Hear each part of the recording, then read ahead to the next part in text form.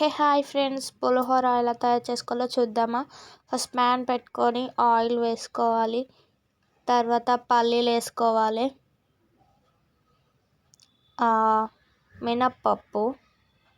మినప్పప్పు తర్వాత జీలకర్ర స్పూన్, తర్వాత ఆవాలు 1 స్పూన్. అవి కొంచెం గోలాలి, బాగా కలిపెట్టుకోవాలి. అవి గోలితేనే కదా మంచిగా పళ్ళ కింద కరకరమని మంచిగా తగులుతాయి కదా, అందుకని బాగా గోలాలి. తర్వాత పచ్చిమిర్చి వేసుకోవాలి. నేను ఒక 5-6 వేసుకున్నాను కట్ చేసి. మీరు కూడా తగినన్ని వేసుకోండి. తర్వాత ఒక 5-6 ఎండుమిర్చి వేసుకున్నాను, మీరు కూడా వేసుకోండి. మీకు తగినన్ని ఎన్ని అయితే అన్ని వేసుకోండి.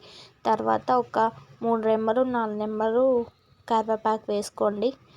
కరివేపాకు కూడా బాగా గోలాలి, గోలితేనే బాగుంటుంది. తర్వాత పసుపు స్కిప్ అయింది. తర్వాత చింతపండు గుజ్జు కూడా మంచిగా దగ్గరకు అవుతుంది అనగా కొంచెం సాల్ట్ తగినంత బాగా కలిపెట్టుకోవాలి. అది దగ్గరకు వచ్చినాక రైస్ వేసుకొని కలిపెట్టుకోవాలి, బాగా కలపెట్టాలి.